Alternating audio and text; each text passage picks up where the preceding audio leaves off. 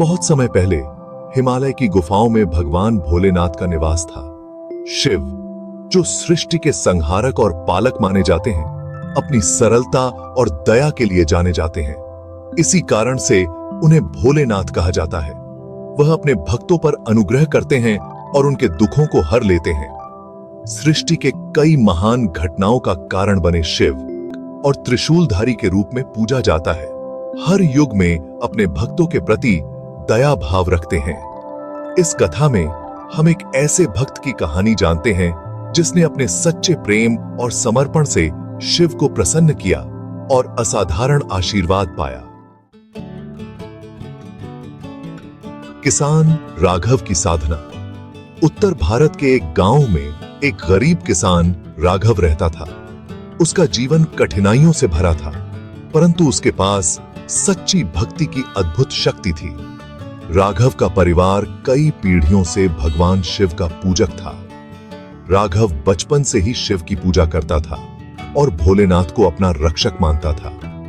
गांव के लोग राघव की भक्ति और उसकी ईमानदारी की प्रशंसा करते थे। उसकी कठिनाइयों के बावजूद वह भगवान भोलेनाथ पर अटूट विश्वास रखता था। एक दिन गांव में भारी अकाल पड़ा, फसलें नष्ट हो गईं, लोग भूख से मरने लगे और चारों ओर दुख का माहौल छा गया। गांव वालों ने अपनी सारी उम्मीदें छोड़ दी, पर राघव ने हार नहीं मानी। राघव ने सोचा कि अगर किसी के पास इसका हल है तो वह भगवान शिव ही है। उसने कठोर तपस्या करने का निश्चय किया। वह गांव छोड़कर जंगल में स्थित शिव मंदिर की ओर निकल पड़ा, जहां उसने भगवान शिव की तपस्या शुरू की। उसने शिवलिंग के समक्ष बैठकर दिन रात पूजा की और भोलेनाथ से गांव की भलाई के लिए प्रार्थना की। राघव की कठिन तपस्या। राघव ने कठिन व्रत रखा और निरंतर शिव का ध्यान करता रहा। उसकी तपस्या इतनी कठोर थी कि धीरे धीरे जंगल के जीव जंतु भी उसकी साधना को देखने लगे। हर दिन वह केवल जल ग्रहण करता और भगवान शिव के मंत्रों का जाप करता।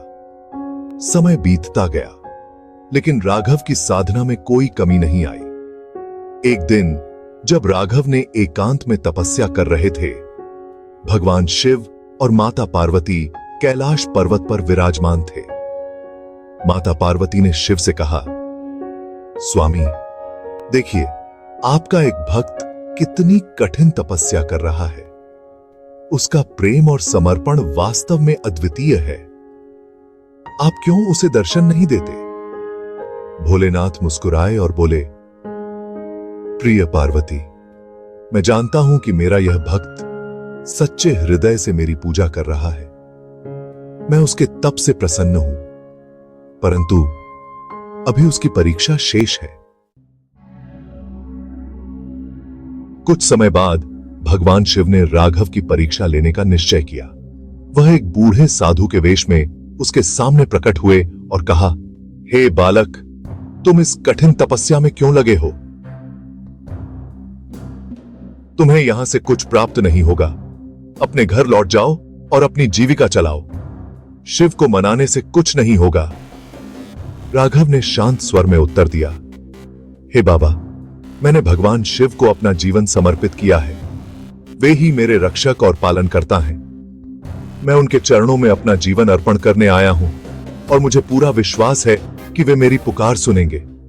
बूढ़े साधु ने कहा, तुम्हारी श्रद्धा सराहनीय है, परंतु यह भी ध्यान दो कि संसार में जीवन जीना भी एक धर्म है। तुम्हारे परिवार का क्या होगा? शिव से कुछ नहीं मिलेगा। राघव ने दृढ़ता से उत्तर दिया, यदि भगवान शिव मेरे परिवार के लिए नहीं चाहते हैं तो मुझे कुछ भी नहीं चाहिए। मैं उनकी कृपा में विश्वास करता हूं।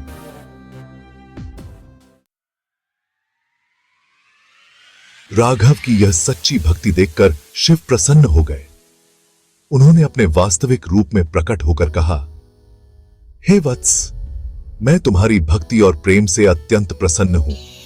तुमने कठिन परिस्थितियों में भी मुझ पर अटूट विश्वास रखा। मैं तुम्हें वरदान देता हूं कि तुम्हारा गांव जल्द ही समृद्ध होगा और वहां फिर कभी अकाल नहीं पड़ेगा। तुम्हारी फसलें लहलहाएंगी और तुम्हारे परिवार को कभी किसी कष्ट का सामना नहीं करना पड़ेगा। राघव ने भगवान शिव के चरणों में गिरकर उनका धन्यवाद किया। भोलेनाथ ने राघव को आशीर्वाद दिया और अंतर्ध्यान हो गए। इसके बाद राघव गांव लौट आया। उसकी वापसी के कुछ ही दिनों में गांव में बारिश हुई और फसलें भरपूर हो गईं। गांव वालों ने राघव की भक्ति और शिव की कृपा की महिमा गाई। से न केवल राघव का जीवन सुधर गया, बल्कि उसके गांव में भी खुशहाली आ गई। गांव के लोग राघव की भक्ति को सराहने लगे और उसकी तरह भगवान शिव की पूजा करने लगे। राघव ने जीवन भर शिव की पूजा की और अपने गांव में एक भव्य शिव मंदिर का निर्माण करवाया। वह मंदिर आज भी वहां स्थित है और हर साल लाखों भक्त वहां भगवान शिव के दर्शन करने आते हैं। राघव की कथा एक प्रेरणा बन गई और लोग आज भी उसकी भक्ति और समर्पण की मिसाल देते हैं।